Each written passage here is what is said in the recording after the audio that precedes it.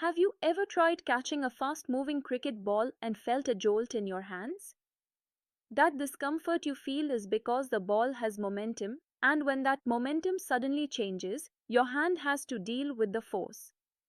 But what exactly is momentum, and how does it change? Let's dive into this dynamic concept, the change in momentum, and uncover the physics behind it. Have you ever tried stopping a loaded trolley compared to an empty one? Which felt harder? The loaded one, right? That's momentum at work, the idea that mass multiplied by velocity gives an object its push in motion. When an object speeds up, slows down, or turns around, its momentum changes. On your slide, you see the general expression. Read it as change in momentum equals change of the product of mass and velocity.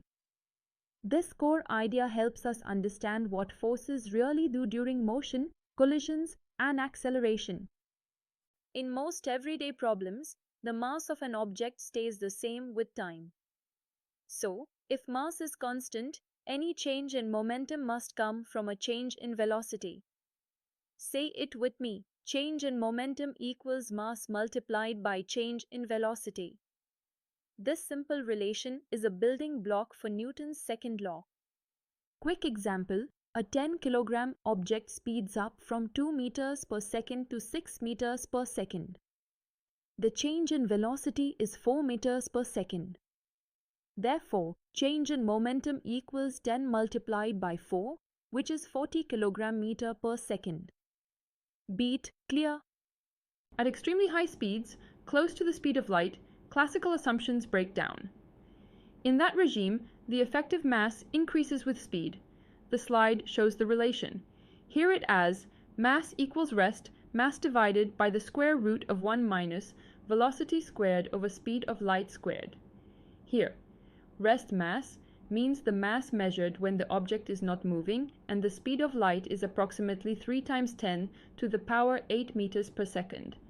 In these conditions, we must treat change of mass times velocity carefully.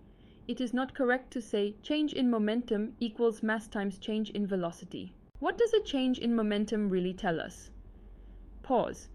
It tells us that a net external force acted over some interval of time. That is why athletes follow through. Spreading the change in momentum over a longer time reduces the peak force. Think of a cricket ball that hits the bat and bounces back. The momentum changes a lot in a very short time, so the force is large. This is the essence of Newton's second law in its most powerful form. Force equals change in momentum divided by change in time. Let's work a high-speed example. Suppose the rest mass is 1 kilogram and the particle moves at 0.8 times the speed of light. First, compute the effective mass. Read the formula as mass equals rest mass divided by the square root of 1 minus 0.8 squared. 0.8 squared is 0.64. 1 minus 0.64 is 0.36. The square root of 0.36 is 0.6. So, mass equals 1 divided by 0.6, which is approximately 1.67 kilograms. Next, momentum equals mass multiplied by velocity. Velocity is 0.8 times the speed of light, and the speed of light is 3 times 10 to the power 8 meters per second. Therefore, momentum is approximately 1.67 multiplied by 0.8 multiplied by 3 times 10 to the power 8, which is about 4 times 10 to the power 8 kilogram meter per second. Let's wrap this up. Momentum is mass multiplied by velocity. Change in momentum means the before-after difference of that product. Change of mass times velocity. When mass is constant, it becomes simple. Change in momentum equals mass multiplied by change in velocity. At very high speeds, the effective mass increases with speed, so we need the relativistic treatment rather than the simple form. All of this links directly to Newton's second law. Force equals change in momentum divided by change in time. So if the same change in momentum happens over a longer time, the force is smaller. If it happens over a shorter time, the force is larger.